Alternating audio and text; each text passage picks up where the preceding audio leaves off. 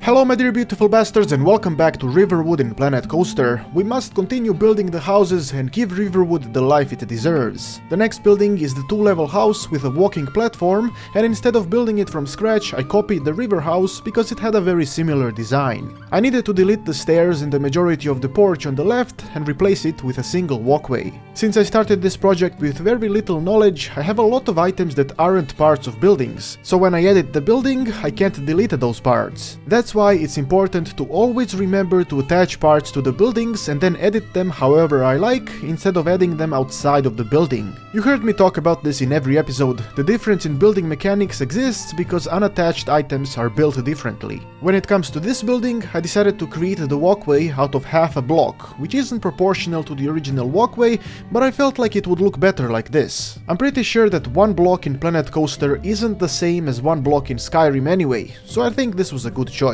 Since the walkway was narrow, I needed to change the stairs as well, so I replaced the long planks with short ones, but I also felt like the upper walkway was too high up, so I adjusted the height of the ground floor a bit and placed the new stairs. That was it for the first house, relatively quickly done since it didn't require any particular changes compared to the previous houses. Creating these houses actually gives me some insight into game asset design. It is very obvious how the developers built one house and then just reused the same house to create a few different houses. You could say it's laziness, but check out this Chinese village. Skyrim developers are Chinese architects confirmed.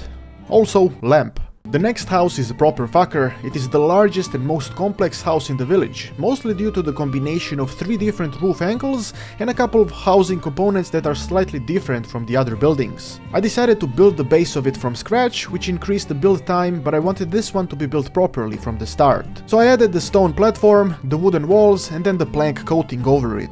It really irritates me that selecting multiple planks within a building snaps them to the grid automatically. There is no reason to do this shit, and it just complicates the building process, so please developers, stop it. I beg of you. Next was the roof, which needed a few different angles. The corners brought the largest amount of fuckery. We really need a proper adjustable corner piece, because the only roof item that doesn't snap to the grid is this small one, and it can be used to create a decent corner, but it's not as smooth as it should be. Either way, I managed to align the blocks into something decent, and then realized that the other side seems to be the same. So I simply copied the entire thing I built and pasted it on the other side. Imagine having this in Fallout 4, would be able to create massive towns very easily. Wait a second, what if Bethesda's next game is something like this? I called it, we'll have a new IP where you're supposed to build functional fantasy cities and then nuke them. But yeah, the house. The next layer of roof blocks needed to be added, and this time the angle was a bit lower compared to the first layer. Once that was done, I wanted to figure out how to place the house part on top of it. I chose to take the first house and simply copy the upper side of it.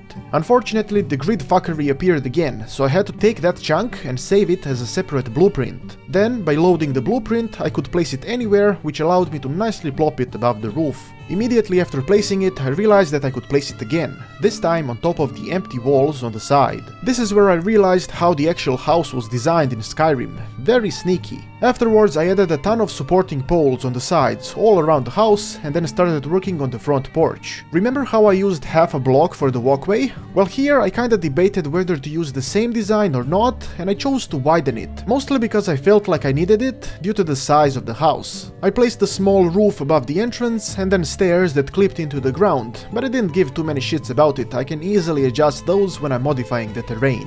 The only thing left was to place the very subtle windows in between the upper and lower roof. And this is where I noticed the Add to Building button in the lower right corner. Apparently, if you don't align the item to the surface, you won't be able to add an item to a building, which will make your building adventures very fucked. The windows were placed and I checked out the design. Pretty pleased with the result, except for the roof above the entrance. I made it too high, so I had to delete it and place a new one with a better angle. The worst or the best thing about this game are the small details. Once you notice something that could be improved, you start adjusting it bit by bit, and then notice another part that isn't right. This cycle repeats indefinitely, and you end up playing for hours doing things that most people won't even see. Either way, this is Riverwood for now. We still have 2 houses left to build, and then arrange the scenery to make it look like an actual village, and not a prop set built by a crazy little kid who likes to scream in his sleep about green pastures and cocaine. There will be just one more part before we do the tour of the finished village, and keep in mind that each one of these houses has a purpose, and the final design will have paths and people going through them, so the entire place looks alive and well. Thanks for watching, and as always, I'm open to your suggestions. I have been Petard, your glorious lord, and may the blessings of Petardia eternally touch your butt.